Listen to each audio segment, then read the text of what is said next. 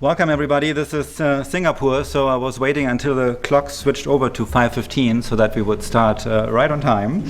My name is Mathias Risse. I've been a visiting professor here at the Lee Kuan Yew School this academic year.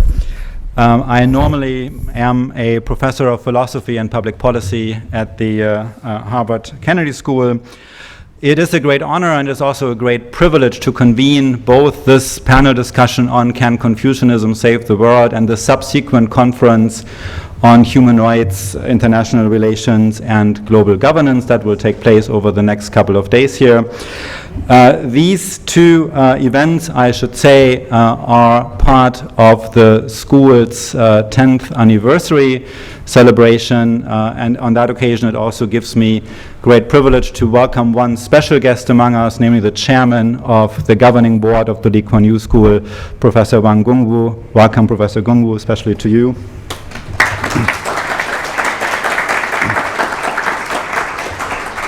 Let me then also say, since we're talking about the 10th anniversary of the school, the Harvard Kennedy School, so my home institution, has long been strategically connected to the Lee Kuan Yew School.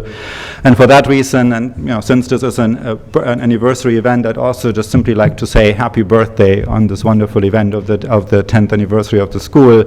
As we all know, this is an era where public policy schools really are increasingly important because of this combination of enormously difficult problems, but the in principle availability of solutions and the possibility of spreading knowledge about these solutions. So it's a wonderful thing that the Lee Kuan Yew School exists here in Singapore to do this sort of work.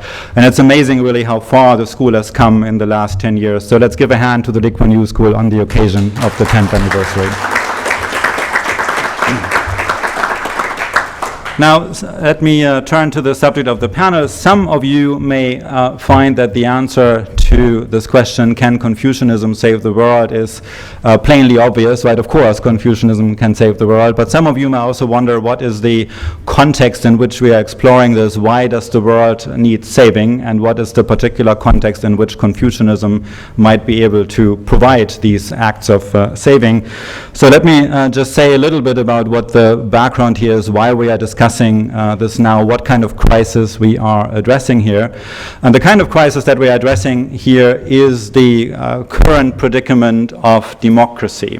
So if you're looking back at the history of thinking about democracy and attempts at establishing democratic constitutions, you will find that at the very beginning of thinking about democracy, there is, at least in the Western tradition of this, there is a big warning sign being put up there. So one of the great sages of Western philosophy, Plato, warned us very strongly not to become democrats, not to adopt a democratic constitution, not to adopt constitutions in which anything like a right to participate for all citizens would be central.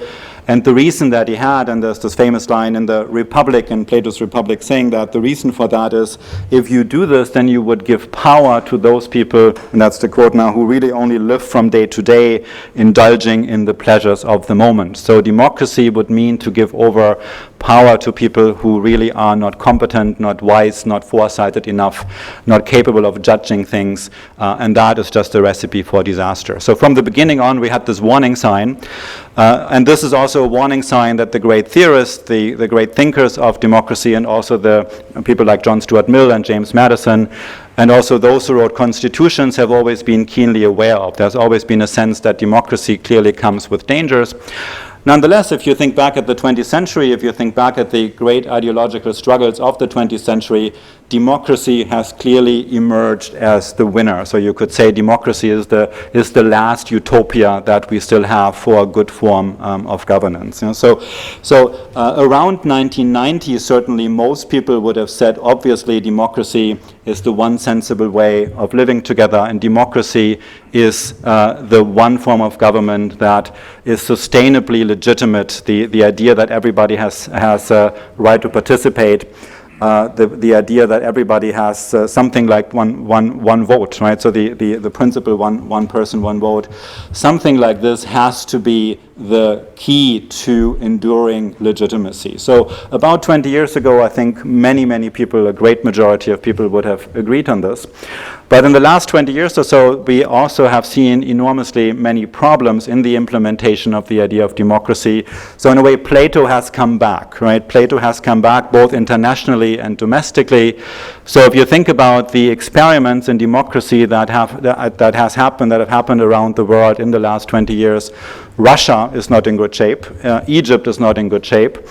The American invasion of Iraq has given a rather bad name to democratizing the world. So all these things have happened around the world. And we're also seeing really increasingly problems at the domestic level that really give ample testimony to Plato's warning. So we are observing that fiscal policy and entitlement programs are designed in a way that clearly is very short-sighted, is very unwise, is impossible to sustain. We are seeing that in many jurisdictions in many countries around the world. And of course, the great tragedy of this is also that climate change, the big policy challenge of the 21st century, has a very hard time getting the kind of attention that it really deserves, because many electorates around the world, especially of course in my own country, the United States, are not demanding this sufficiently much of governments to actually pay attention to that. So it is for these reasons then that a couple of months ago, The Economist, the magazine The Economist, published an issue with this headline here: "What's gone wrong with democracy?" Right. So this is the situation that we are in. History teaches us that democracy, under the best of circumstances, can bring out the best in human creativity, but under the worst of circumstances is also a governance mechanism that brings out all manner of short-sightedness and even of human perversity. So at the very least, what we can say here is, if democracy is to succeed, then it needs to be carefully managed, and the institutional design has to be done in a very careful manner. In any event, Plato's warning is still among us. So Plato's warning, the warning sign that Plato put up here a long time ago, is still shining as brightly as it ever has. And this is really the reason why at this stage in history it might be wise to turn to another sage. So one of the great sages of the Western tradition put up the warning sign for democracy, and his roughly by a few decades contemporary, the great sage of the Eastern tradition, Confucius, may just be the one that we have to turn to at this stage to inquire what to make of this warning sign and how to move on from here. So this is really how we are coming to this question: can Confucianism save the world? It is my great privilege now to introduce three very distinguished scholars who are really no other trio of scholars in the world, I think, in a great position to tell us what the answer to this question is: can Confucianism save the world? So all three of them are distinguished straddlers between the Western and the Eastern tradition. They are highly respected scholars in their home disciplines, political theory and philosophy, but they have also made a sustained effort at outreach. So all three of them are also public intellectuals, thinking issues through with audience like this one here. So each one of them will be able to address this question: can Confucianism save the world? In about 10 minutes, and then we will have hopefully plenty of time left for questions. I have asked each one of them to formulate 3 bits of advice and to fold these 3 bits of advice into their contributions. I have asked them to give 1 bit of advice to the United States, 1 bit of advice to China, and 1 bit of advice to Singapore. I will now introduce them in the order in which they will speak. So the first speaker here immediately to my left is Daniel Bell, who of course is a well-known person here in Singapore. Daniel is a professor both at Tsinghua University in Beijing and Shanghai Bai Tongdong University.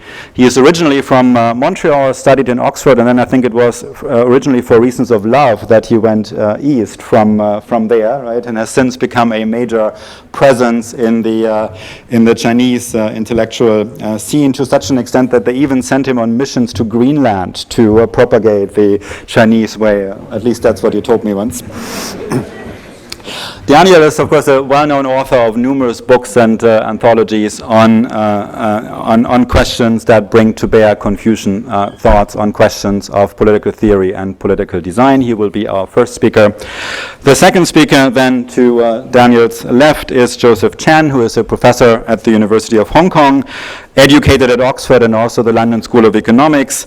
Joseph is the author most recently of a very intriguing book called Confucian Perfectionism, a Political Philosophy for Modern Times, which is a fascinating book that brings together Confucian value commitments with Western democratic, with Western institutional design. And then to the right, last but of course by far not least, is Tongdong Bai, now a professor at Fudan University, got a PhD from Boston University, then was an academic at an American institution for a number of years, then felt that the best way of having an impact on talented students was to go to Fudan University, so is now a professor in Shanghai. And is the author of a very intriguing book called China, the Political Philosophy of the Middle Kingdom, which is an introduction to, highly recommended introduction to Chinese thinking in a comparative spirit that makes clear really that Western and Eastern political thinkers were very much guided by similar concerns. So if anything happens to this podium here, if the roof collapses here, efforts at East-West dialogue will be severely set back. That's how distinguished this panel is. So without further ado, I turn this over to Daniel.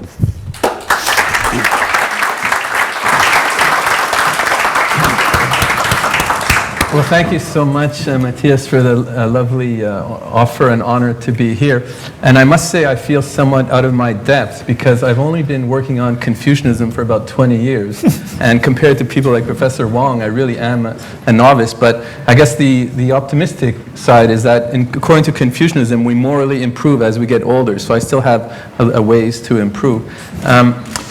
Now, this, I mean, it's a very intriguing question. Can Confucianism save the world?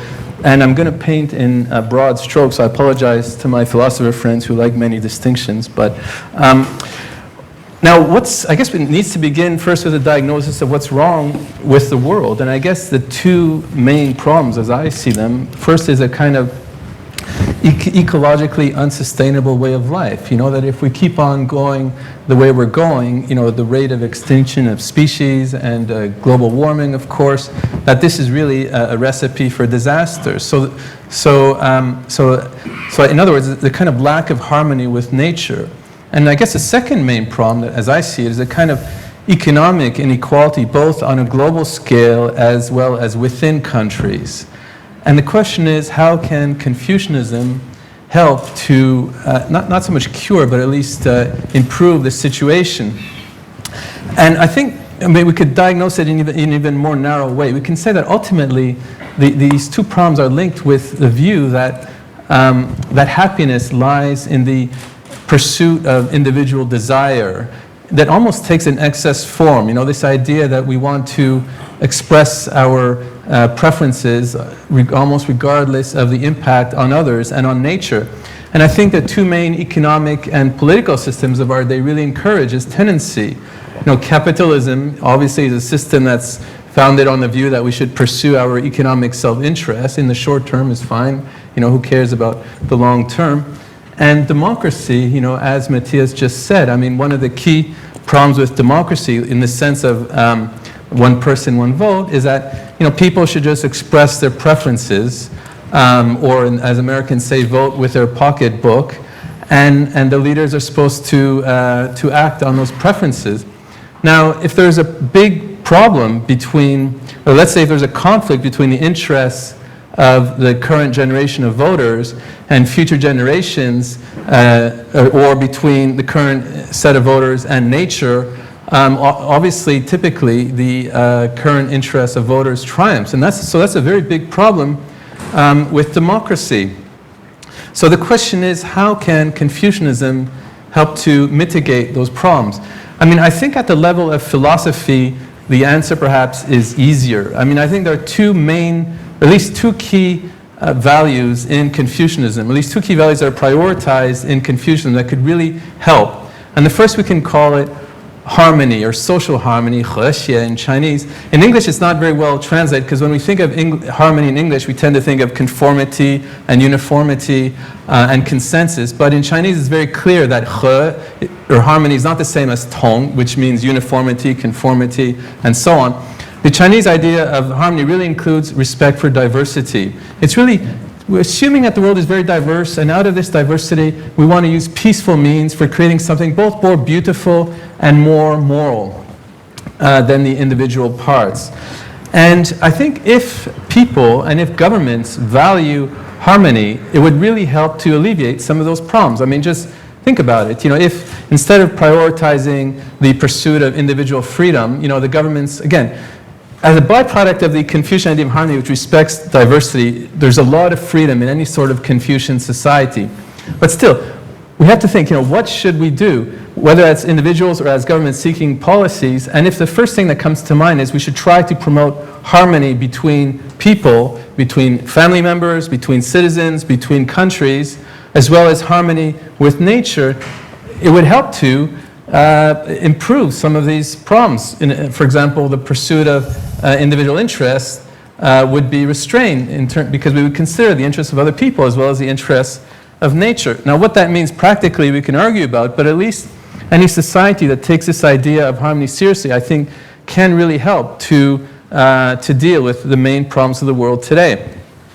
Another value that I think is very important in Confucianism, we can call it political meritocracy. And this is the idea that the political system should aim to select and promote leaders with ability and virtue, or let's say with superior ability and virtue. Of course, in Singapore, we're very familiar with that idea. You know, when I was first here in Singapore, I was a lecturer, I should say, at NUS in 91 to 94. People were talking about Asian values. And at the time, you know, people were very skeptical, including me. In fact, you know, we should have paid attention to the really innovative part of this discourse, which is the reviving of the idea of political meritocracy. Because obviously, if the political leaders are not just concerned with the next election or with maximizing the short-term preferences of the electorate, if they have decades-long training and they have a lot of ability and a lot of virtue and they could consider the impact of policies on all those affected, including future generations, including people living outside the state, including the natural world, then the world would be much better off. So Singapore really played an important role in reviving this idea of political meritocracy. But it also has long roots in Chinese culture and history. And this is perhaps why I think the discourse of political meritocracy is being revived now, not just in Singapore, but in the rest of the world, because obviously what China does has greater significance because of its global power. I'm not just saying that comparing Singapore. I'm from Canada, you know, and you know, there's a book called, you know, I think it's called China Shakes the World. You know, there's no book that would be written called Canada Shakes the World, you know, I mean, what China does really does shake the world, and China is reviving its ancient tradition of political meritocracy, so it's really having a much more global impact than before. Okay, so at the level of philosophy, I think Confucianism has a lot to say for it. But now let me say a little bit about the implementation or the political side of things. And following the suggestion, I'll just go through each country very briefly. I don't know, I should have set my alarm for 10 minutes because I know I don't know if it's in the Singapore thing or German thing, but we're very concerned with precision, right? I don't know how many more minutes I have left. About 5. Okay, so let me start with Singapore. I mean, you know, I think I used to be very harsh on Singapore because I was using democracy as a standard for evaluating what's good and what's bad. Now, obviously, democracy is important, but I think political meritocracy is equally, if not more important. So I think Singapore has played a really important role in reviving this tradition of political meritocracy. I also think, generally speaking, you know, in terms of promoting kind of harmonious relationship with nature, Singapore has done better than many other countries. Of course, on the issue of inequality, Singapore has gotten much worse, and people argue that it's become kind of a playground for the rich. Obviously, that's something to worry about.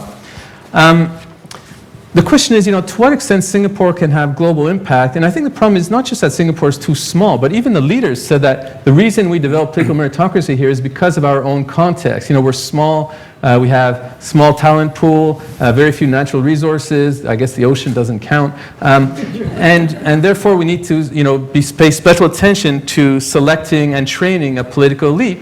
So that's why it didn't have much impact on the rest of the world, because it wasn't meant to apply in big countries like China or the US or India. And then, of course, another problem in Singapore is because in the late 80s, and you probably know, there was an attempt to promote kind of Confucian ethics in schools. But that was really not very successful for two reasons. One is that minority groups viewed it as a kind of Chinese effort to promote Chinese values. And the other is that some Christian fundamentalists also opposed it. Regarding the first point, I think here my colleagues and friends would agree that Confucianism, it's not, there's no credible interpretation of Confucianism which says that it's meant to be distinctly Chinese. It's like liberalism or Christianity. It's meant to be universal. Whether it is universal empirically or not is a separate question, but at least those who call themselves Confucians and who defend Confucian values think of them as universally valid values, just as liberals defend universally valid values. So there's a big problem here, a kind of misunderstanding that Confucianism is viewed too closely with the Chinese community. How can we address that in a Singapore context? We were just talking about this earlier with a reporter from the Lianhe Zaobao, the Chinese newspaper. It's really more of an issue that, we can talk about the similar norms, whether it's harmony and political meritocracy, and we don't have to use a Confucianism to talk about those norms. In fact, we can look for overlaps with similar values in other traditions, and I think that's perhaps a more promising way of thinking about Confucianism in a Singapore context, given what happened earlier. I think the US is perhaps the biggest stumbling block, to be honest, for promoting Confucianism. That said, we have some friends, philosopher friends, Sam Crane at Williams, Stephen Engel at Wesleyan. There's a whole group called Boston Confucians who think that Confucianism can and should be promoted in the US. But let's be frank, the US is the major economic and military power of our day. The values that it's prioritized are going to be the dominant values, not just in the US, but probably in the world. I guess if we can have a little variation on Karl Marx, the ruling ideas of the ruling country are the ruling ideas. And there's not much hope that values like social harmony and political meritocracy could become prioritized in the US so long as it prioritizes individual freedom and democracy in the sense of one person, one vote. How could that change? And here I'm Canadian, and I like the US, they're right next door. Many of my best friends are Americans. But to be honest, the only way in which you could expect major improvement is if the US system becomes much worse. If there's a major long-term economic crisis or ecological crisis, similar to what happened in China in the 20th century. There was such a crisis that there was a radical reevaluation of its dominant values. Something like that would have to happen in the US for Confucianism to really, let's say, become, has a hope of becoming prominent in that context. I hope that doesn't happen, but I'm just as a factual matter, I think that's the only way in which Confucianism can become kind of important in the American context, or at least the values associated with Confucianism. We can look for overlap. Some people say the American founding fathers also strongly defended political meritocracy. I think that's true. A friend of ours, Stephen Macedo, has more or less argued along those lines.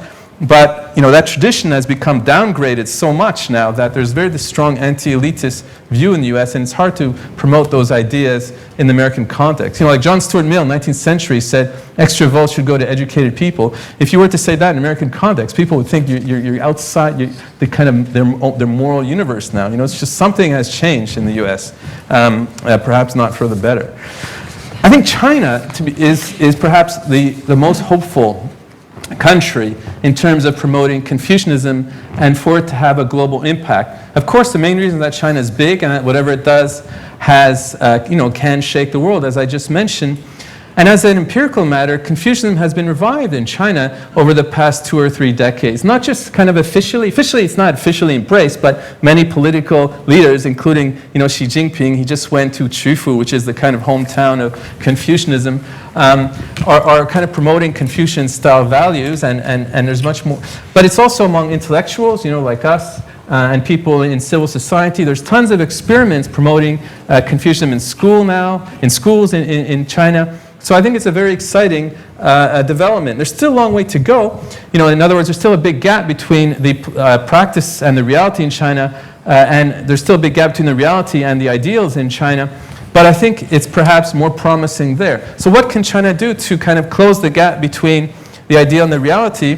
The first is, instead of using economic growth as a measure for promoting leaders, much more needs to be done to have more comprehensive indicators, including environmental sustainability and ability to reduce gap between rich and poor. And I think China is actually moving positively in that direction. So I think there's reason to be hopeful in that respect. Although, as we know, the Chinese environment is in a pretty disastrous state. There's a huge gap between rich and poor. But at least they're changing the promotion system of government officials so that it emphasizes more harmony with nature and harmony with other human beings. Of course, the whole system needs to be made more humane, right? I mean, in China, the 2 main political traditions are legalism, which emphasizes the use of harsh punishments for controlling people, and Confucianism, which is much more emphasizing soft power. And so the system has to be made much more humane, emphasizing more use of soft power as a way of organizing society.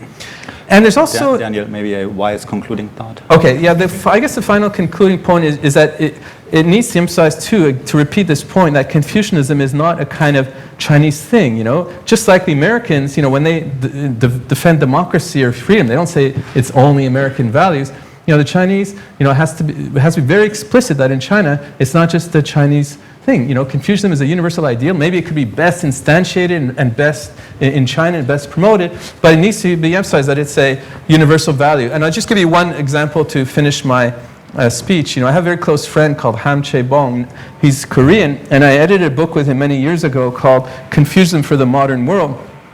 Now he's the head of an institute in a very well-funded institute in Korea, and I said, well, let's do more Confucianism. And he said no, because he's worried that Confucianism has become kind of embraced by China. It's become too kind of Chinese.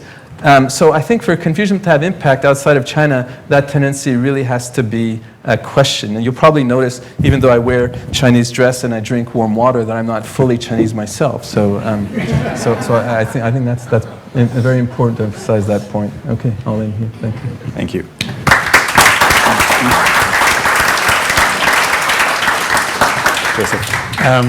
Daniel has given us some very rich reflections about the details in which Confucianism can contribute to the world.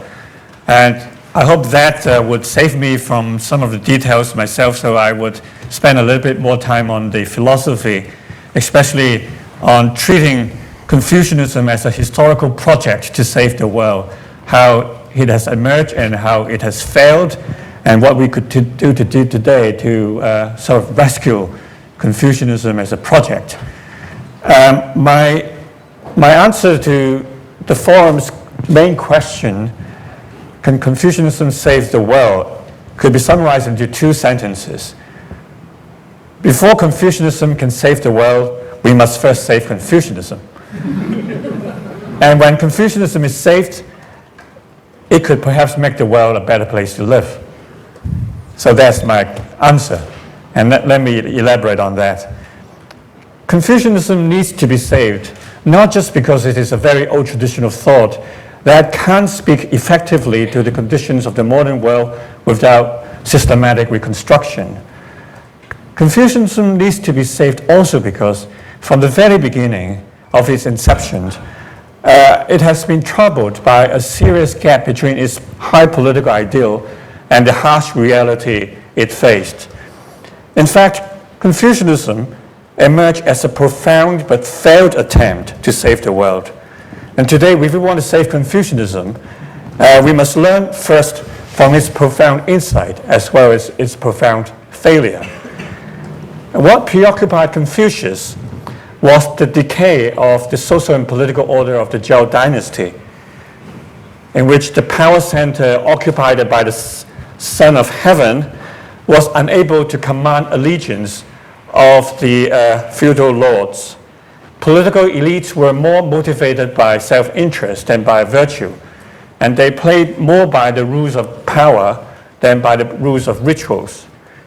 Confucius gave himself the mission to save the world. He wanted to revitalize the rituals, not by basing them on earthly power or heavenly sanction, but by connecting them to the deepest and the noblest parts of human nature, namely humanity and their moral senses and selves.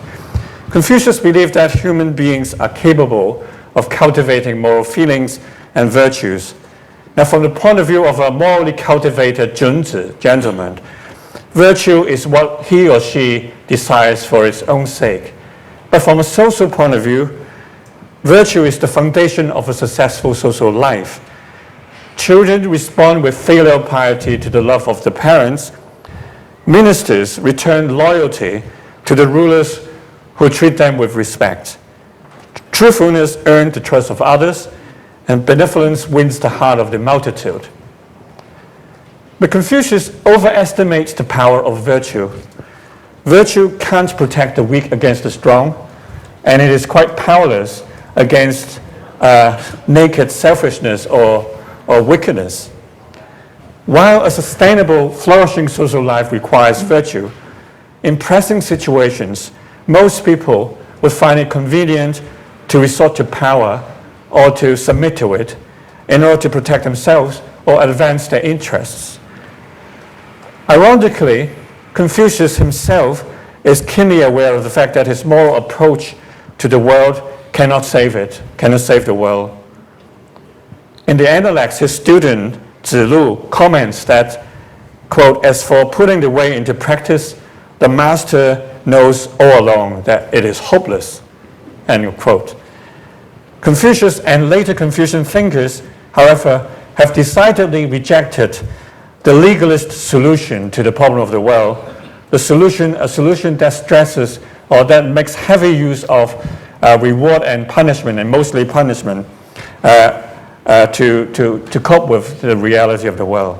And Confucianism rejected legalism for two very sound reasons.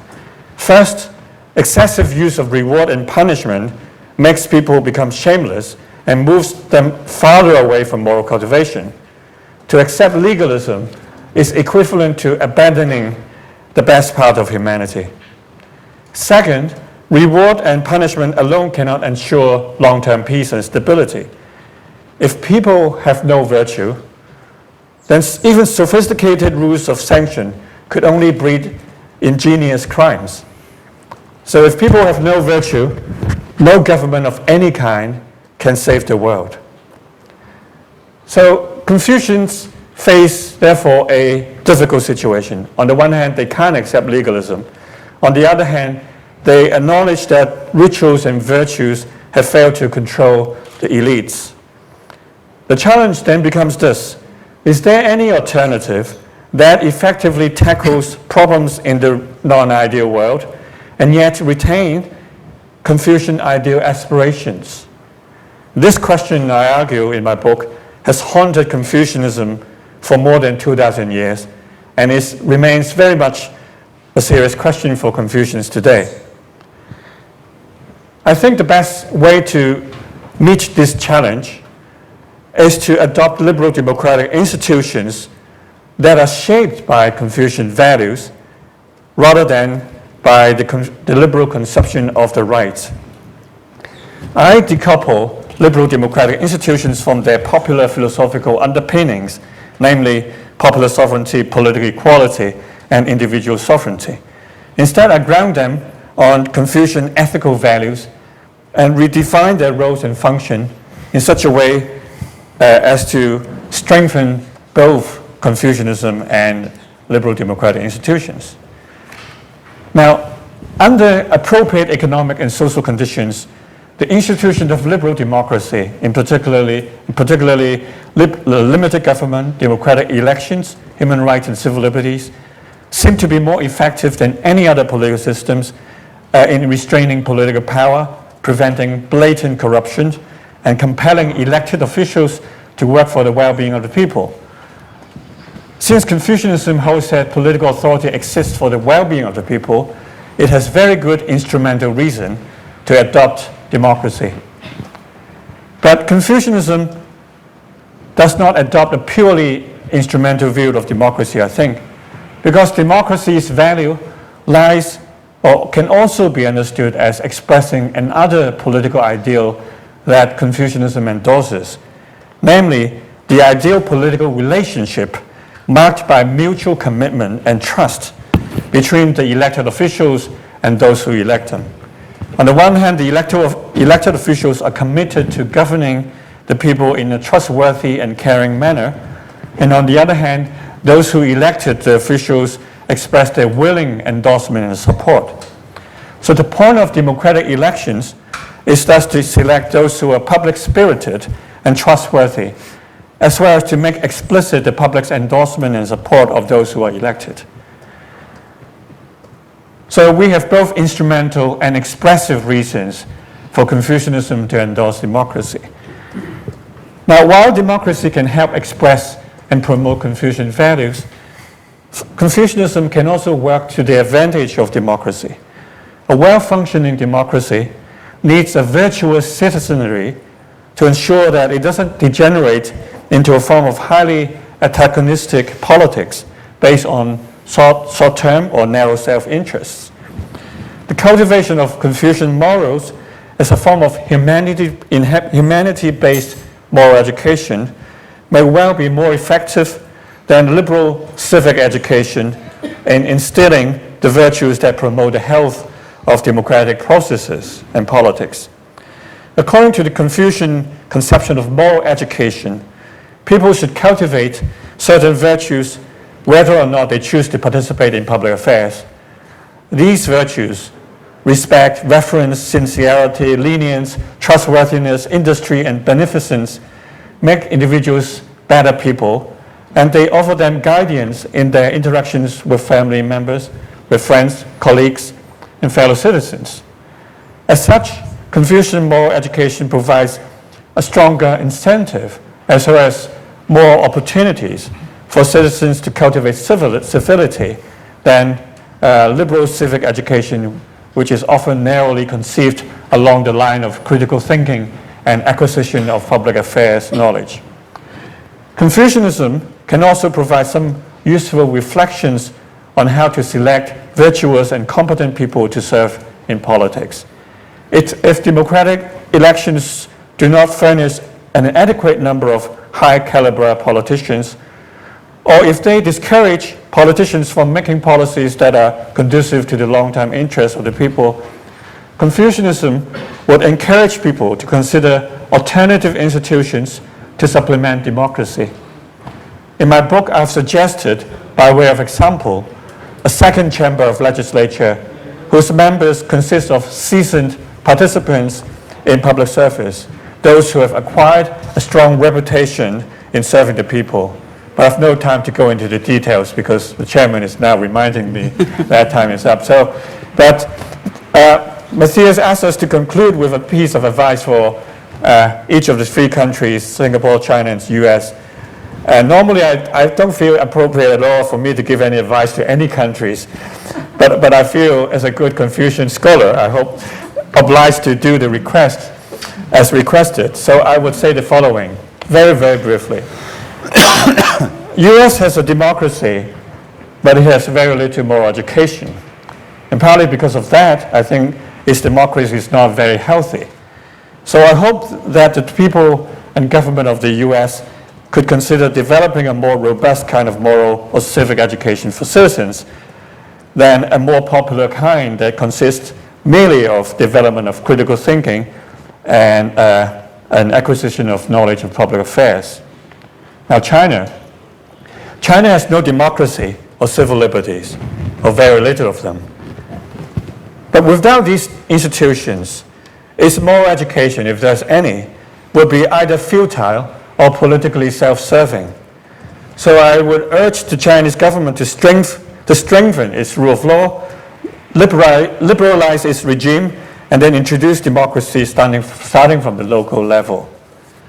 Now, lastly, Singapore. It seems to me that Singapore has aimed to practice democracy of a Confucian kind and pursue more education initiatives in past decades, and I applaud her efforts.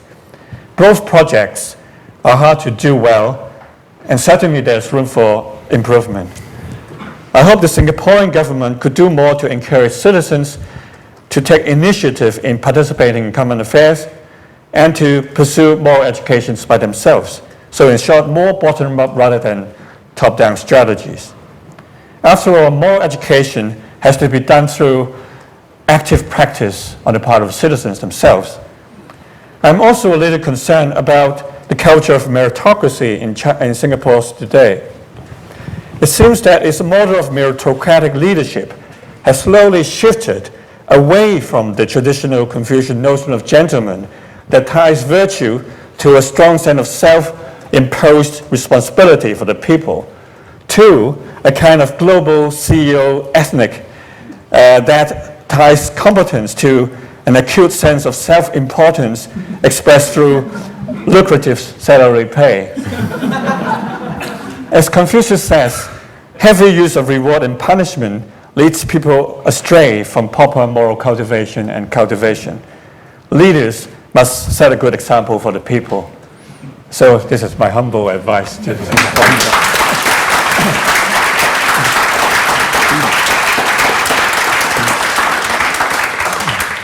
Tongdong.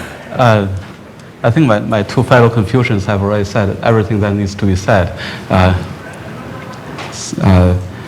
I'll just try to say, I agree with what has been said so far a lot. I'll try to say something slightly different. First of all, I think the reason we're here today to talk about Confucianism, I think if not for the rise of Singapore and more importantly China, we wouldn't be here. I think, because China is rising, people are thinking, maybe there's something right about China, and by that, something right about Chinese traditions. So what's right about China? Nowadays, a lot of people offer, so-called China models. I'm a philosopher, and philosophers don't know, reality very well. What we're good at is to stay at home and imagining things. So I'm not going to talk about the China models. Why China has been successful. I'm talking about, now that China is rising, can we take advantage of this and offer something, ideal, something, what the world should be like. From Chinese traditions, especially Confucianism, and so the first thing I like to say, I think that's already been said. Confucianism, I think, should be understood as a universal teaching. It's not something for the ethnically Chinese people. Actually, the term Chinese for Confucius and mentions the first Confucian masters. Chinese means civilized people. Chinese doesn't mean ethnic group of people. It's just as long as you're civilized, you're Chinese. And even if you're not civilized, you're a barbarian. Confucius said, if I move to a barbarian place, I can win them over because my teaching can persuade them. So I think that's how the first masters, Confucian masters, considered their own teachings. So it has nothing to do with sort of a culture that's particular to a group of ethnic people. Okay? And I think just slightly different from what Joseph said. I think also for the first Confucian masters, Confucianism was meant to be a political philosophy, not an ethical philosophy, not about personal conduct, about solving political problems.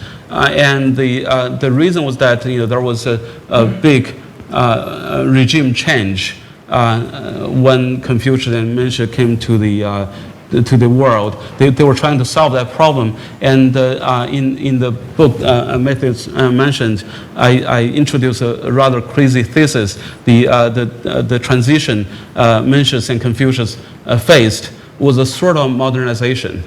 that happened 2,000 years before the European modernization. And I say that because there the problems the early Confucians faced were similar to the problems early modern European thinkers faced. Okay, and they were trying to offer their own solutions. And I think one issue that they faced was that the emergence of a society, large, populous society of strangers, right? Before, during the feudalist times, the empire could appear to be big, but there is like a pyramid-like structure. On every level, it's just one ruler ruling over a handful of people. So it looks big, but it's really small communities on each level. And then those communities collapsed. What emerged was large populous state where rulers didn't know their subjects, right? And then the question becomes, why should rulers care about taking care of the subjects, right? Before, they were family members, friends, and so it made sense to take care of, the people who followed you. But now, those people, the ruler didn't even know them, so why should they care? And so I think that's one question early Confucian tried to answer, and the answer they came out with was compassion, right? So they discovered that there's something every human being has called compassion, and if we could nurture this compassion and apply it to the strangers, then the society can be bonded together. So that's the new social bond, social glue they discover for this newly emerging society. Mencius has a very famous example to show that everyone has compassion. He says, just imagine if you're about to see a child who is about to fall into a well, how would you feel, right? Do you feel a sense of alarm, distress, right? So that shows that compassion is universal to everyone. And if a ruler can develop this natural compassion and make it strong, then he will feel compassionate. He will care about his subjects, right? And that will glue the rulers and the subjects together. And then the next issue is how to nurture this compassion. And Confucians find a very interesting institution called family. Because family, on the surface, family is something we hold private, right? It's something that belongs to me. But family is also a place where each human being can go beyond his or her mere self, right? In family, you learn to care about others. Family is the first place you learn to care about others. Right? So Confucians say, okay, let's use that and try to nurture your care toward others, other family members, right? And then try to extend it outward to people in your community, maybe people in your own state, and then everyone in the world, eventually even everything in the world, right? So using family to nurture compassion to achieve a goal where of course, not everyone can get there, but at least the few, the elites, they can achieve a stage where they have a universal care or universal love, right? And the institution to nurture that is family. I think that's why Confucians value family virtues, filial piety, and things like that so much, right? And nowadays, it's often being misunderstood.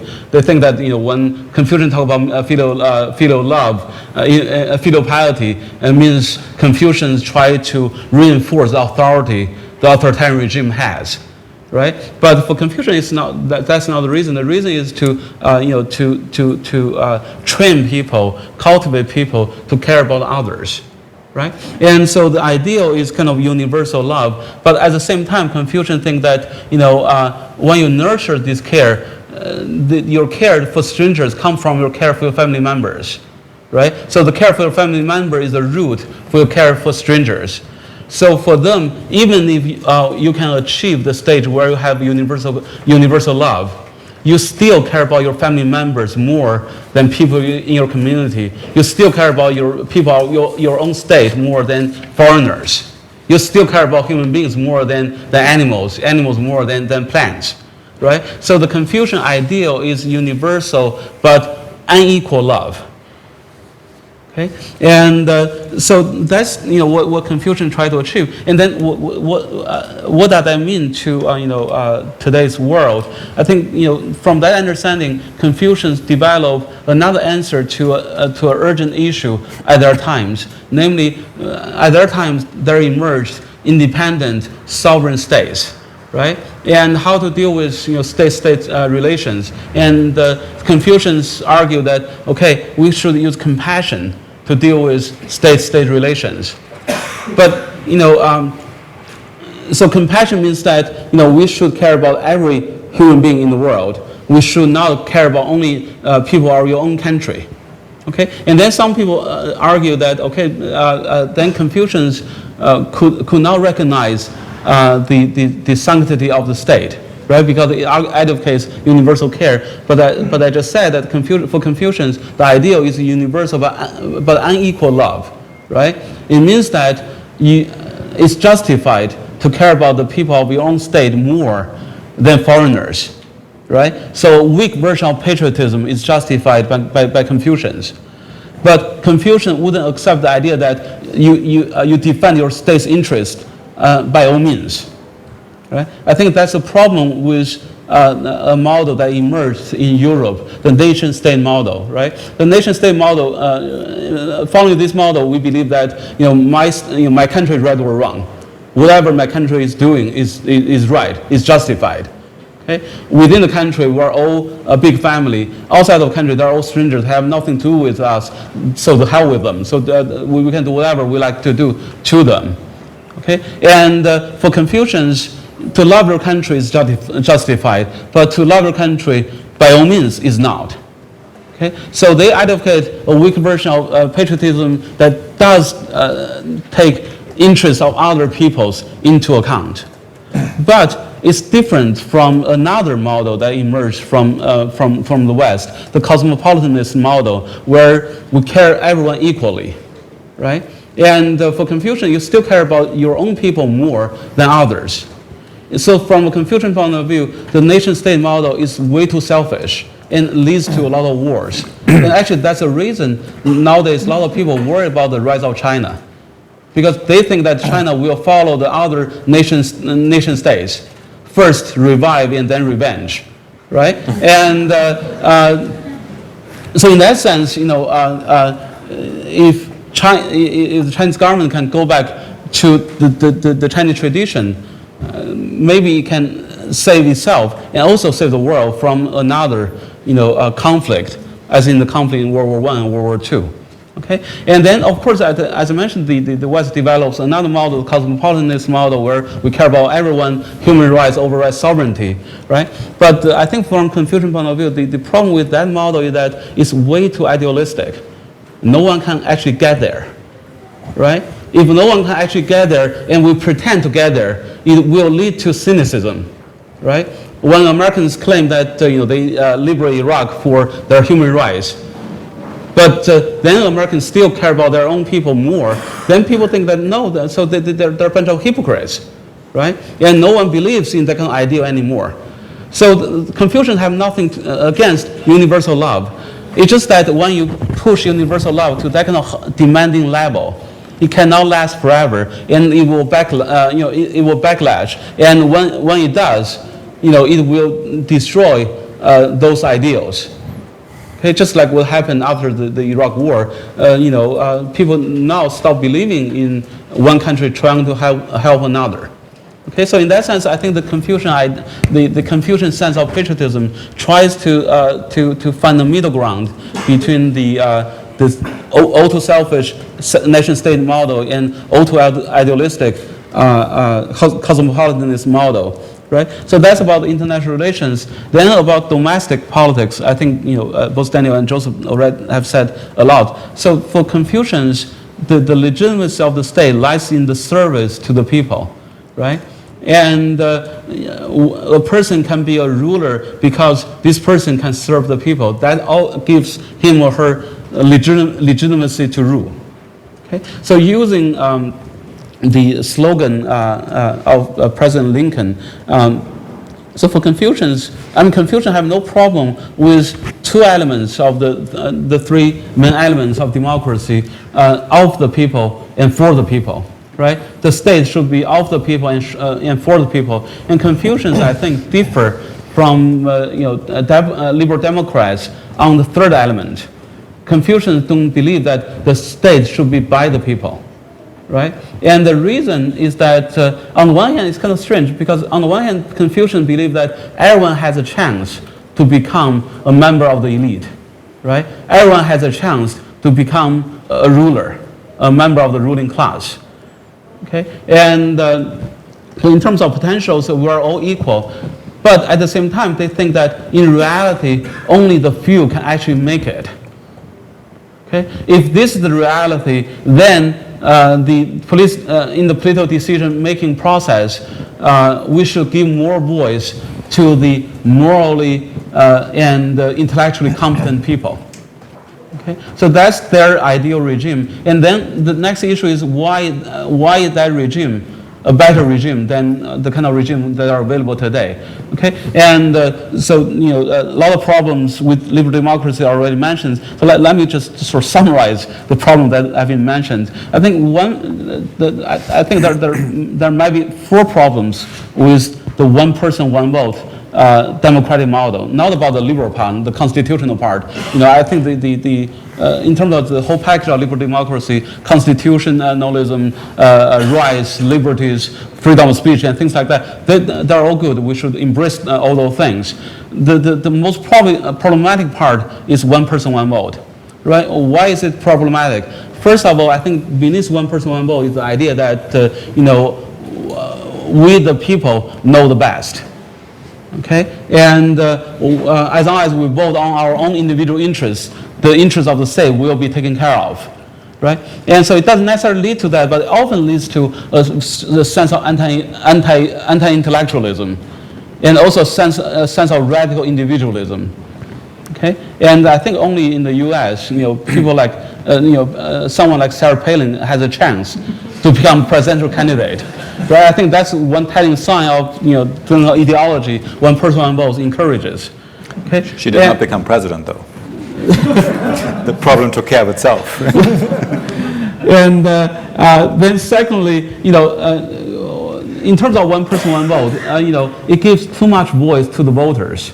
And that's the problem Daniel already mentioned, about environmental issues, federal deficit, things like that. Because environmental issues with a deficit mean that present voters are spending the money and the resources of future generations of foreigners to satisfy their own needs.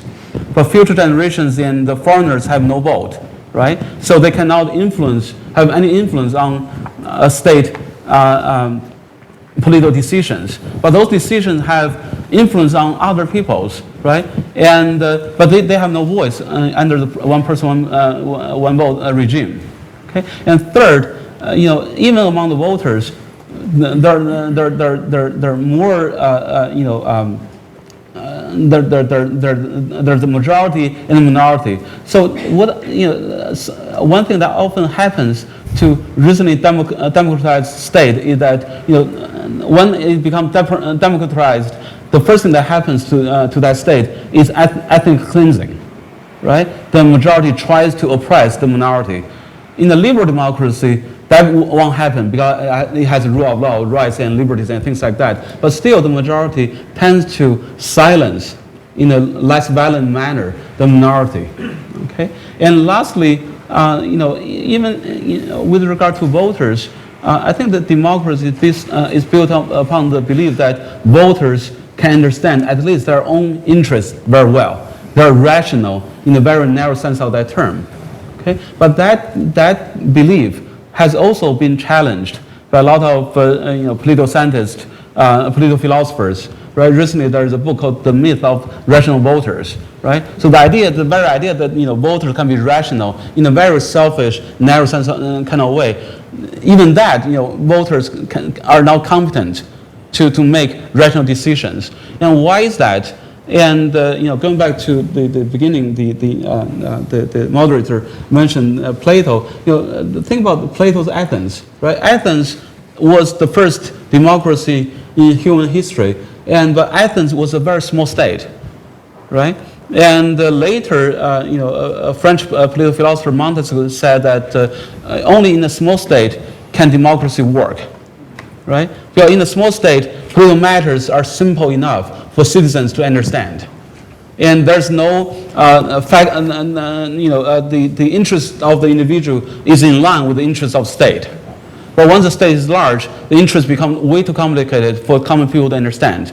There are big corporations that will spin politics into their own favor because their interests are not in line with the interests of the state. You should conclude with a rational thought. Okay, and another, I think, issue with Athens is that it's a democracy built on slavery, right? So people have leisure to think about political matters offered by slaves. Okay, and nowadays we have neither, right? Most states are way too large, and most states everyone has to work. Okay, and so in that case, that's probably why voters cannot be rational. If we take all this factor into account, then we see the point of the sort of Confucian idea that we should give more political voice to the elite, but elite in the right sense, passionate, compassionate, and wise. Okay, so I would just stop here then. Thank you. Thank you.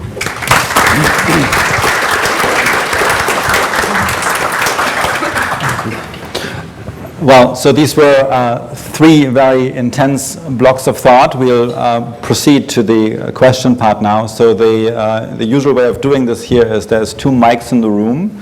Please do line up behind those mics, and then we'll simply alternate from one side to the other. There's a couple of rules. So first rule is please introduce yourselves.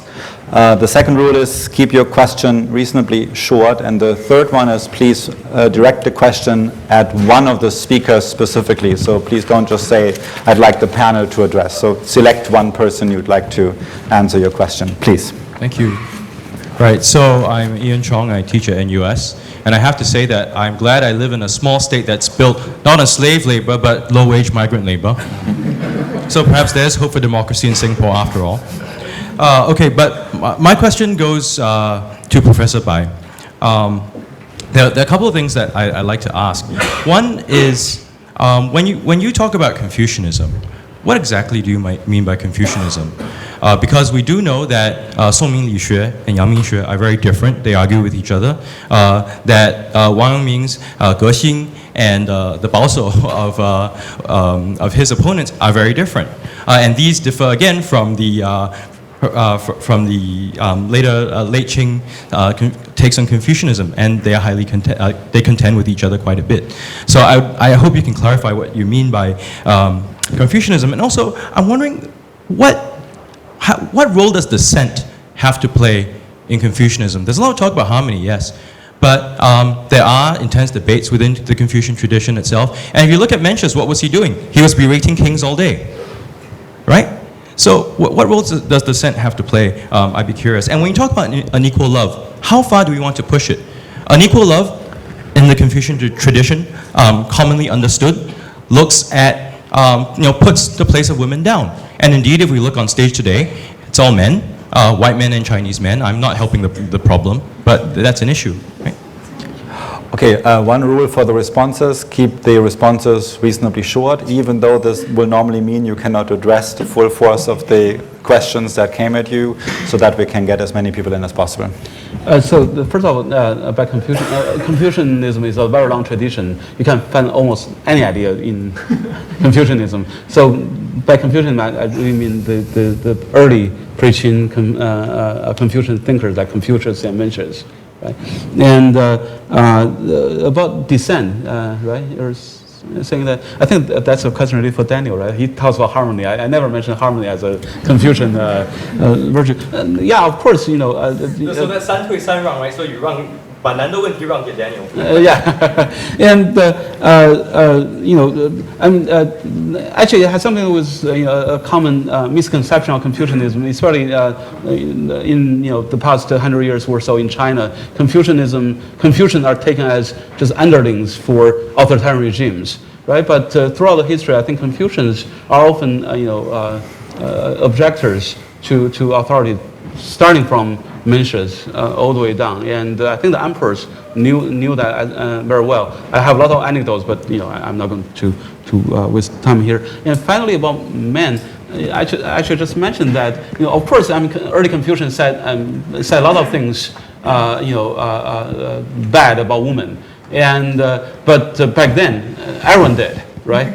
Every thinker did, right? And so the issue is really whether there's something rooted in Confucian thinking that prevents giving equality to men and women, right?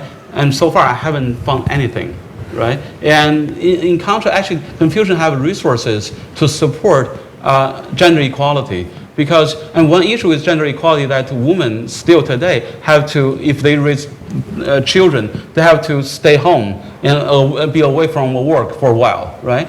And then that gives them a disadvantage from today's point of view. But for Confucians, to go back home, for a year or two, wouldn't hurt your chance to become a good member of the ruling class. Because in the Confucian tradition, that is called 3-year mourning. Namely, if a parent of yours dies, you have to stay home for 3 years. And that actually will make you an even better official than you were before. I think that goes back to the Confucian idea that to be a good private person is constructive for you to be a good public figure. So in that sense, it actually gives a very good argument for gender equality, in spite of the fact that women still have to take the burden of giving birth to babies and raising children. Okay, Rahul. Hi, is this on? Yep. My name is Rahul Sagar. I'm a professor at ELNUS and here at the Lee Kuan Yew School. This is a question for Professor Chan. I really enjoyed all 3 talks, and I particularly enjoyed yours. I was struck, however, by your bit of advice at the end for Singapore. You started out your talk by saying the reason Confucianism had failed, and what we need to reflect on is the fact that it was not sufficiently realistic. It didn't deal with the realism of the world. It would seem to me that the way Singapore, taking the example of ministers' salaries, for instance, that would seem to me a way to be realistic about the world and yet try and cultivate virtue. If you think about Singapore's performance and you think about the kind of leadership it has, as Daniel had said, a relatively meritocratic leadership, which has produced amazing results. So if virtue exists in the world, a Confucian should say, if there's virtue in the world, where is it if it's not in Singapore? It's not in China. China's political elite are billionaires. It's not in India. Those elites are mostly criminals. It's not in the US, where you have to be a millionaire to get into politics, and you're a billionaire by the time you leave politics. So one would think that if there was a place where virtue is fostered in a realistic way, it would be Singapore. So that's the question. Well, thanks. I'm not saying that Singaporean government has no virtuous or competent leaders. Of course, there are many. What I'm saying is, I doubt if these people need to be motivated by very attractive material incentive. And whether without those incentives, people who are bright and public-spirited will be sort of discouraged from entering public service. So I really don't.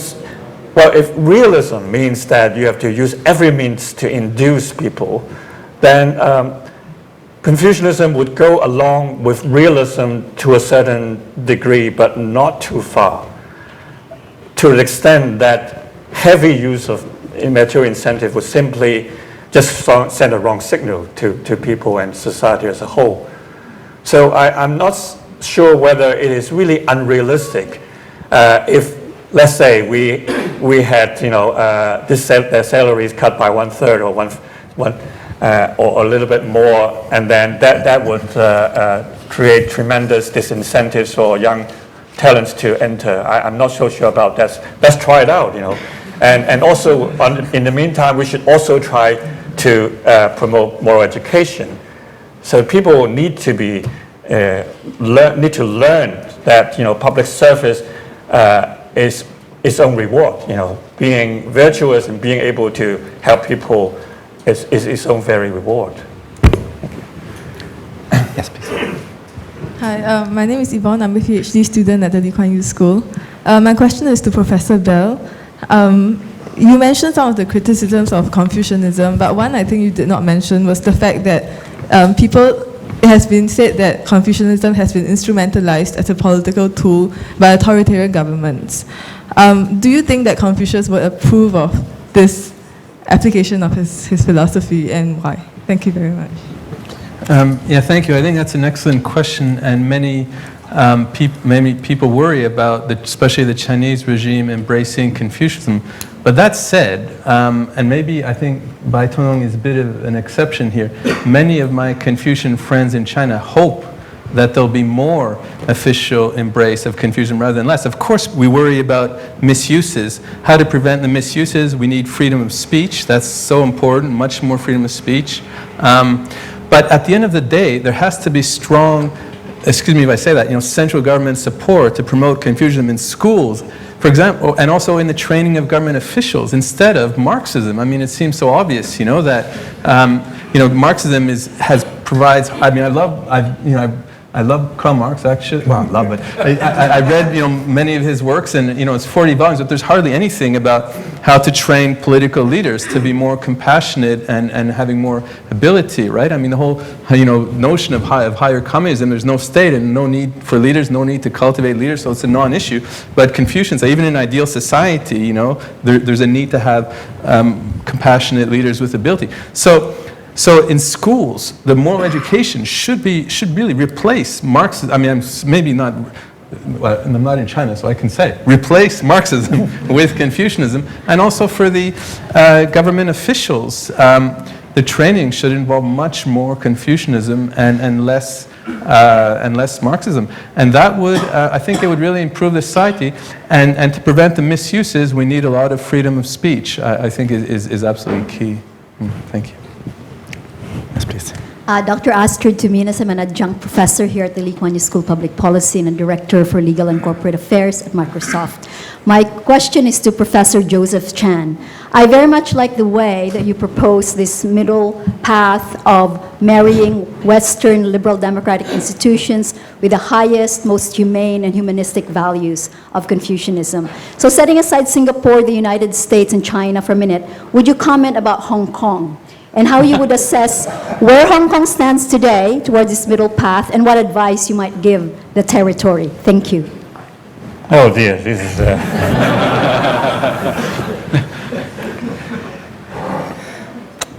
Well, Hong Kong is my home. I don't feel I'm really sort of detached enough to be able to say anything academically, impartial.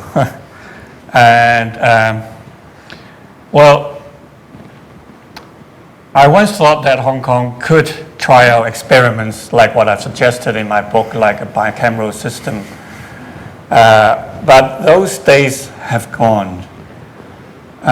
Hong Kong has become much more divisive in politics, and forces have become either very sort of pro-establishment or very anti-establishment. Those who are anti-establishments have become very principle-minded. They struggle very hard for democracy, and they really wouldn't have the patience or the sort of long-term perspective to consider any alternative ways of conceiving democracy. And I have complete sympathy with this sort of mentality, because now looming larger on Hong Kong's people's mind is this very hegemonic presence of the Communist Party from Beijing. And so you really need to be on the side of hardliners sometimes in order to, remain as where you are and to keep the status quo as what you can enjoy. So yes, there's very little room for moderation today in Hong Kong. I'm sad to say.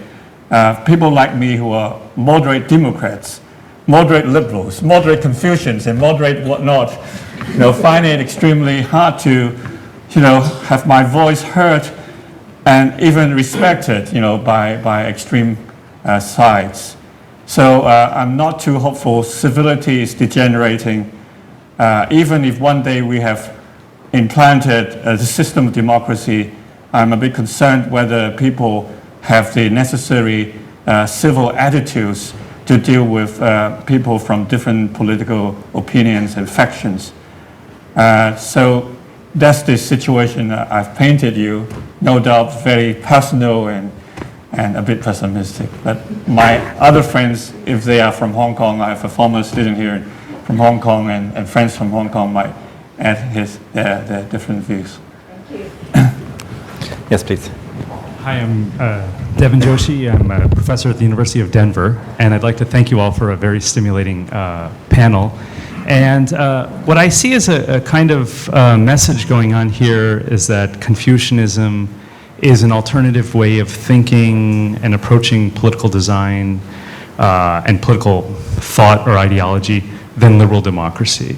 And we've had this debate that's been going on for the last sort of 2 decades about the compatibility between Confucianism and liberal democracy, and then there's people who say yes, no, and maybe.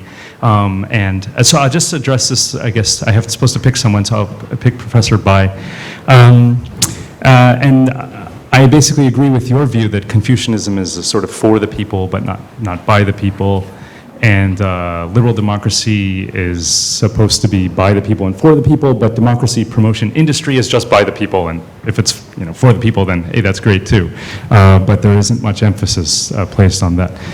I think a lot of the criticism, though, about liberal democracy that is coming up from all three of you is related to the US-UK adversarial model of liberalism.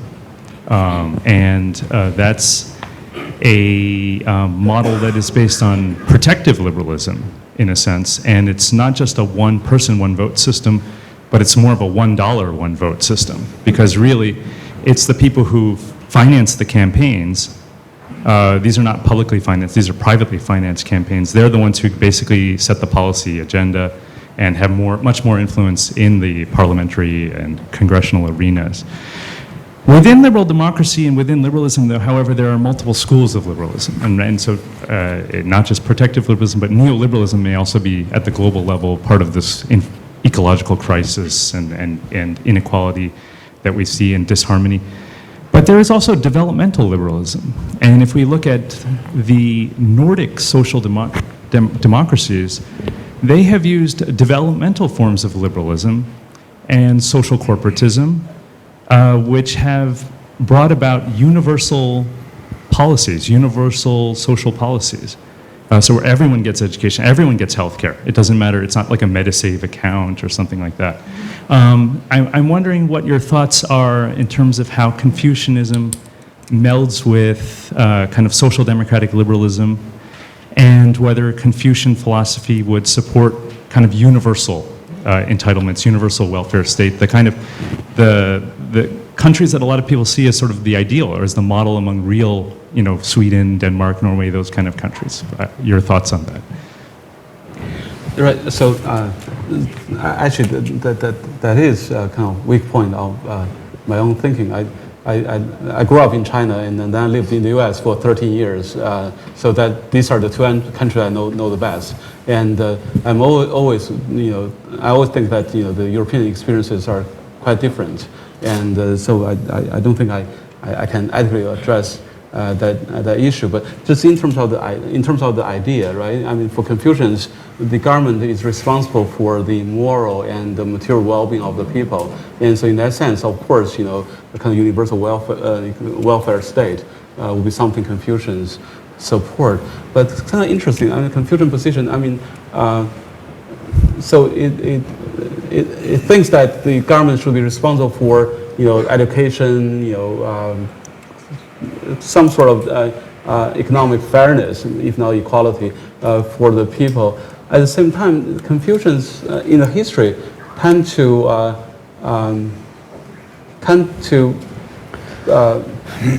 lean toward a more kind of free market kind of economy. There was a huge debate in the Han Dynasty, 2,000 years ago, and about whether the state should monopolize the sale of iron and salt, because they need money to go to war with Huns, and so they couldn't find the money, so they decided to do that. And the Confucians were all on the side against that monopoly. So it seems that Confucians think that the government should be responsible, but the government should not interfere with the economy too much.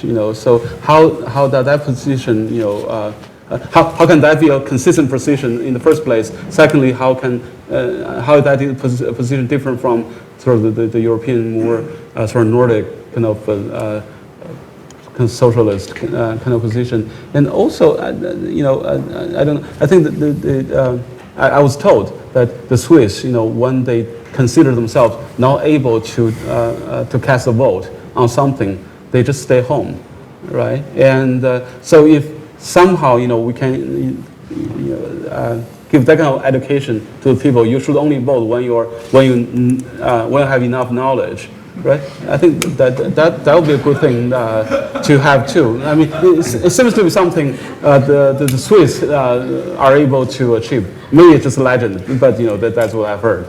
Yeah. Okay.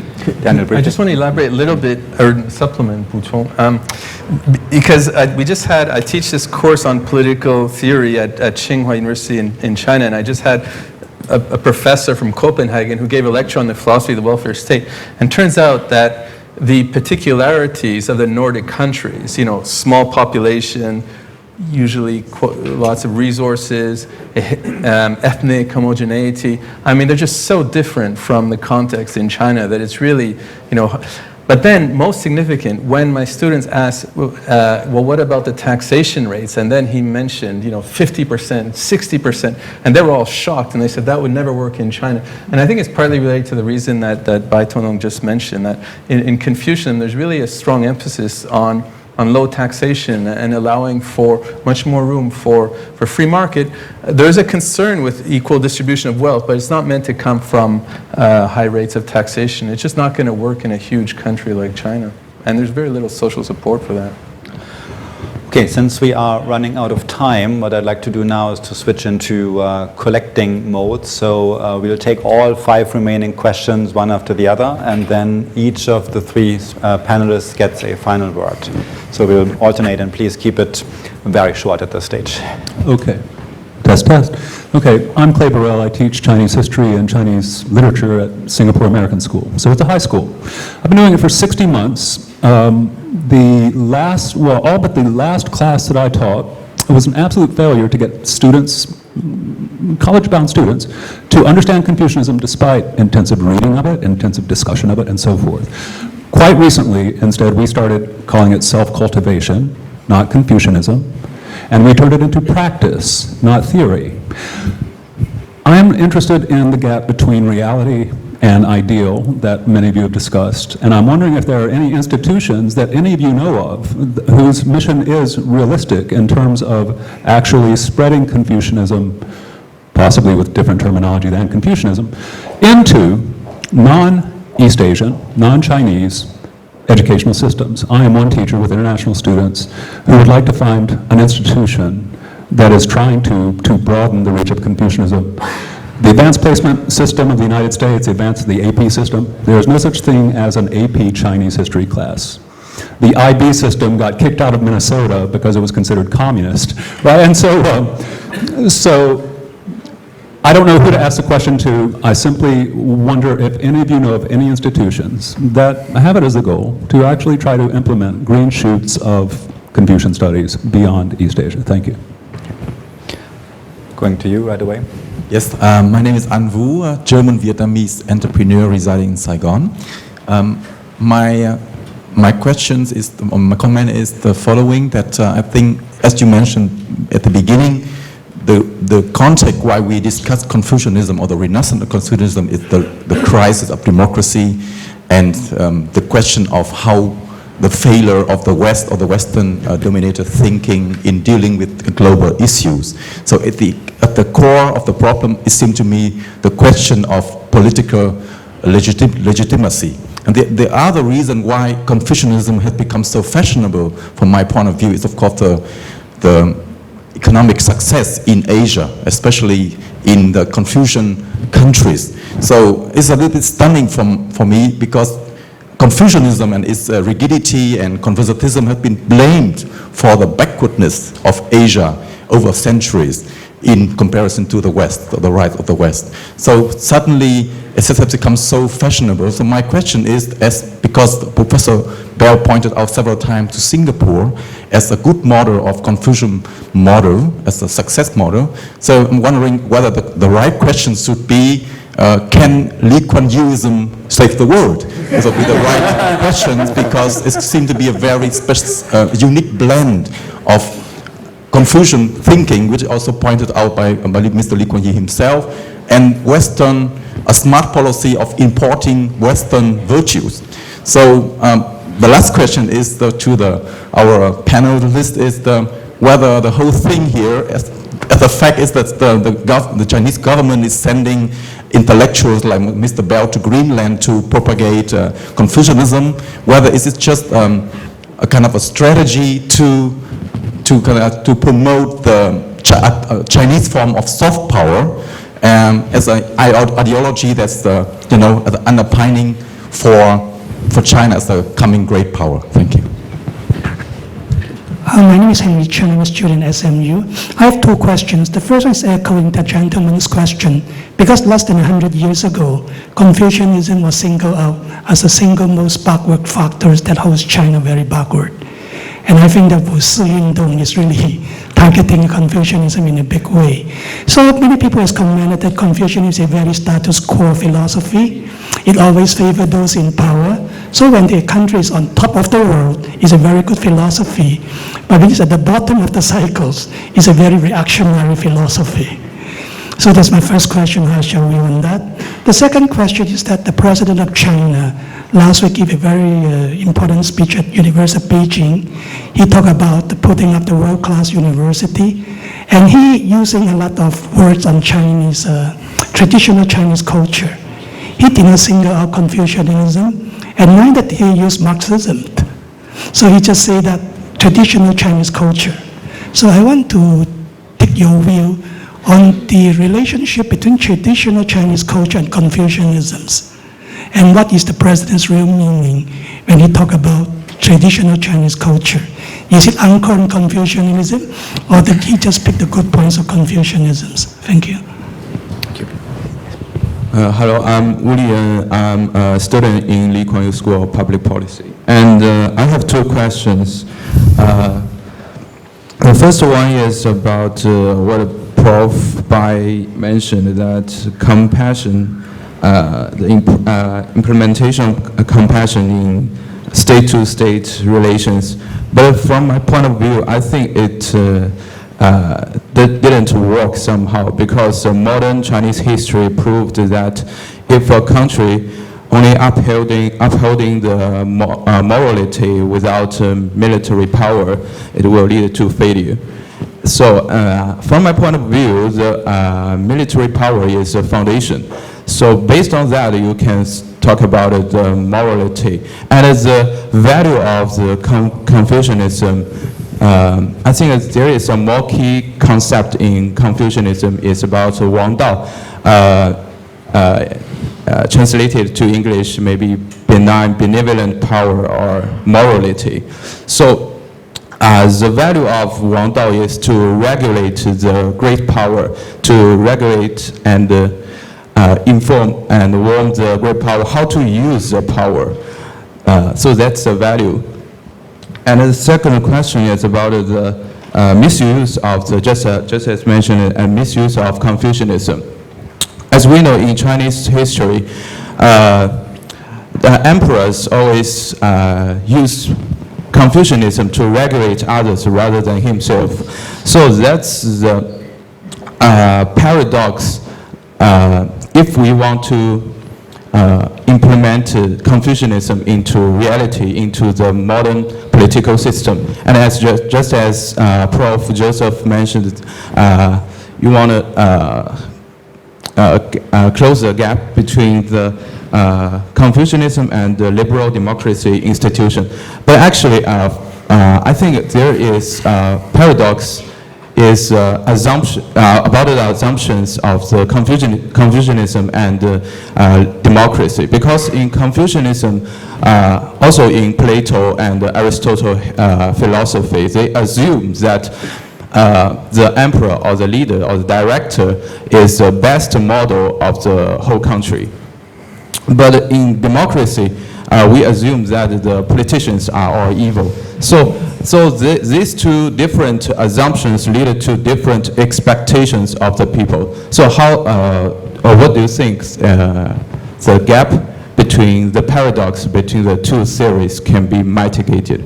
Thank you. And the last question.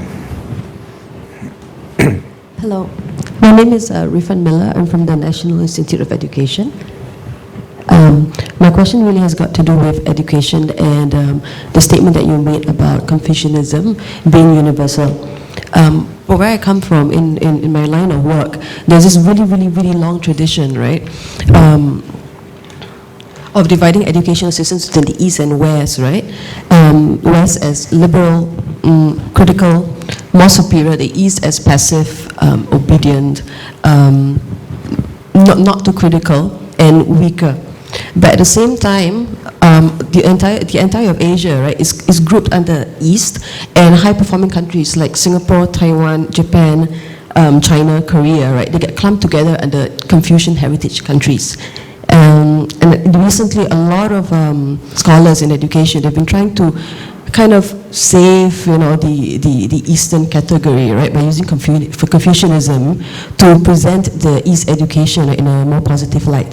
So this has actually got to do with my work, actually, because in my project, we're trying to unpack this Asian, East, Chinese, Confucian, interchangeable, usage of all these words, right, to try to present, educational systems that are unique of each other, and all these characteristics, even though Asian, not exactly East, not Confucian, but not entirely Chinese, because a lot of these arguments that use Confucianism to support our East education system, right, become an argument for Chinese, for Chineseness or Chinese culture, you see. So I'm really interested in asking for help, perhaps of a direction, where I can go, what I can look into, in using Confucianism as a universal concept, right, in education, right, to give these courses on, on Asian education, like a better light. Thank you. Daniel Joseph Tongdong, it speaks to the high quality of your thought that you have triggered many more questions than you could possibly answer, but I'm afraid this will now be literally true, because I'm going to give each of you now 2 minutes, wrapping up, responding to the things that really matter to you, and the rest is going to be homework for the three of you and all of us. Daniel. Well, let me just respond very quickly to the point about Greenland. I wasn't actually sent by the Chinese government. I was invited by the Greenland government. Why? Because of global warming. Actually, Greenland, having whatever we criticize of global warming, they're actually benefiting from it. The ice is melting. There's tons of natural resources now. They're becoming much richer. And as a result of that, many Chinese companies are going there and helping with the mining, including one that plans to send 2,000 Chinese workers. So they wanted to just get the basics of Chinese culture. And the really interesting part was that it turns out that even though Greenland is part of Denmark, at least formally, now that they're becoming wealthy, they can become more independent. And we had lots of exchanges about culture, and it turns out that the kind of Greenlandic culture had a lot more in common with Confucian/Chinese culture than with Danish culture. So that was an interesting kind of conclusion of that conference. I guess there's tons of much more interesting questions to respond to. You have 1 minute. Yeah, let me just respond to the most sensitive one then, about Lee Kuan Yewism. I mean, I think he was, I think it's a bit like, when times of chaos, you perhaps need more legalism, fajia, to kind of provide a sense of order. And I think, he served his, he was very able in his time. But in times of peace, perhaps there's more of a need for Confucianism and soft power, and for the rulers to exercise more humility. And I actually think it's a good sign in Singapore, and I spent last year in Singapore, that things are moving in that direction. As well as a need for kind of more emotional, engagement, on the parts of leaders. It's not just a matter of being intellectually, brilliant. In this book that I'm doing on political meritocracy, I think that, of course, intellectual ability matters, but social skills matter at least as much as And I think the new leaders perhaps need to emphasize more of that. Of course, at the foundation, you need commitment to serve the people, and it can't just be driven by material incentives, as Joseph has argued. How much time do I have? Oh, well. Joseph. Well, thank you for all these excellent and also difficult questions. Fortunately, quite a lot of them are not directed to me, so so I just pick some which are, I think, if I hear them correctly, are directed to me. I'll start with the last one. Confucianism sees leaders as good people, virtuous, whereas in Western democracies, voters and citizens see their leaders as evil, wicked people. And so how can we possibly combine, Confucianism if democracy has to be seen in that particular angle? But I just think that in reality, I'm not sure that all voters in Western democracies do see the candidates for public offices are evil people. Empirical survey seems to suggest that for example, in the United States, at the state level elections, not the federal one, people do concern very much whether these candidates are trustworthy, they have integrity, and they have honesty, etc., etc. And also that if you really treat these politicians as evil, just as David Hume has once advised us to do so. David Hume says, even though politicians are not all knaves, we should treat them as if they are. Control them, put them into iron cage and check them.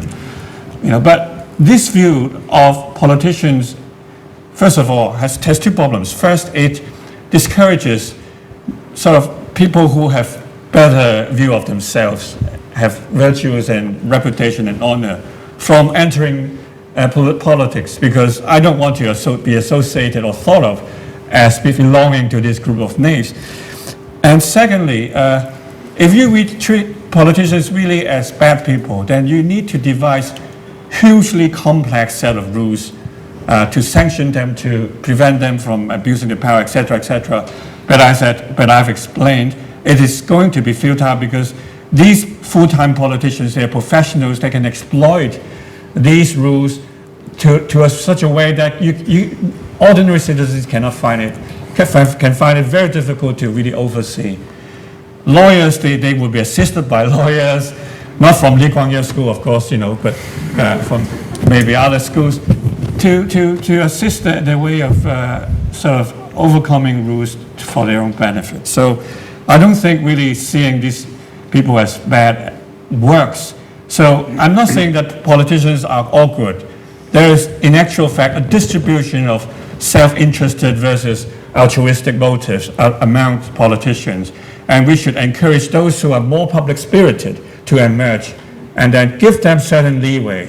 And also, for those who are less self-interested, less public-interested, we should, of course, develop some rules of caution or precaution.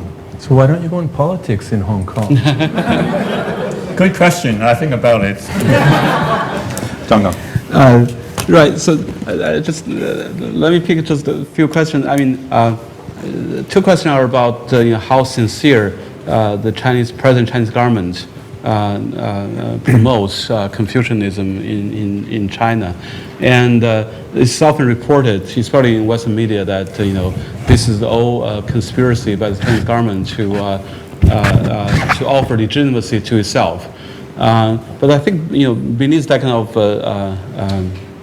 reporting is the idea that there is only one way for all the people to go, liberal democracy. If someone dares to suggest an alternative, it must have been a conspiracy by some evil people.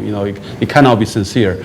But that being said, I think of course I think the problem is that I don't think anyone in China believes in communism anymore, and so there is a spiritual welcome, right? We need to fill it up, and China's economy is rising. So we thought we were no good. Now we think that maybe there's something good about us. So then I think that gives real confidence to the common people about traditions. So there's a need of the government to fill up the welcome. There's a sort of a confidence in traditions, but still, as I said, a lot of times, the Communist Party members, they are from a sort of a very radical anti-traditional movement. They understand almost nothing about traditions, and they do it just because it's convenient. And I find it kind of ironical. They would do things like that. I was in a sort of a ceremony to celebrate Confucius' birthday, and all the government, a lot of government officials were there, doing their fake, respect thing, and so I thought that if Confucius were to come back to life, he would drop that again, just being so pissed off.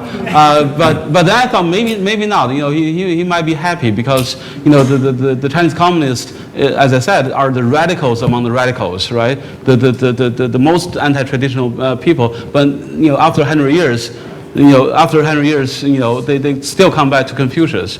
I think he should be happy, although they may not be sincere. And also in terms of that kind of hypocrisy, Mencius, the Confucian thinker, made a comment. He said that of course a lot of rulers, they pretend to be humane, benevolent, all the Confucian virtues, but then he says if they pretend long enough, it will grow on them.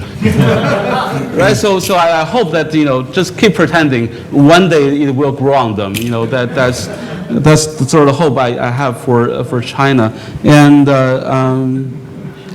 It's education beyond East Asia. Confucian education. That I really don't know. Again, I just want to say that because I focus on the political aspect of Confucianism, not really the sort of ethical aspect. But still, I think the Confucianism is kind of as I said, it's sort of universal teaching. And I think acting with one of the earlier questions. Actually, the regime, I think, that comes closest to sort of Confucian mixed regime, all three of us advocate. Actually, I think it's the American regime at its founding. What? The American, the U.S. Regime, at the founding, during the time of the founding of the Republic, because back then the Federalists made a lot of arguments against the danger of too much popular participation, and they designed a lot of institutions to prevent the populace from having too much voice. The senators at the beginning were indirectly selected by state legislators. Now today, probably selected, and the president was elected by the electors, and so a lot of institutions to check the power of the populace. I think as a reaction to medieval feudalism, to check the abuse of power by the elite, democracy was introduced. But maybe nowadays we go to the other extreme. We give too much power to the people. Maybe we should just move back a little bit, not all the way back to the to the medieval Europe or the time before Confucius, but somewhere in between. I think that just shows the sort of universality of Confucian hybrid or mixed regime. Can I just disagree with what he said about the U.S.? Because I think the loyalists who fled the U.S. because they preferred a more harmonious society in Canada, they were the true Confucians. Well, thank you, Daniel, for not making it happen that thinking about medieval Europe is the last thought that gets stuck in the audience here, so this was a good intervention. Well, whatever else is true, we can certainly see the power of ideas at work here. We are talking about ideas that were originally conceived of about 2,500 years ago. We are still debating them. We still see their enormous relevance for contemporary practice. We also see the power of ideas at work just in the fact that such a large audience would come out here for this discussion and would so patiently stay with us. So please join me now in thanking our speakers for their important contributions in keeping these ideas alive and for having generated so much homework for all of us and for each other.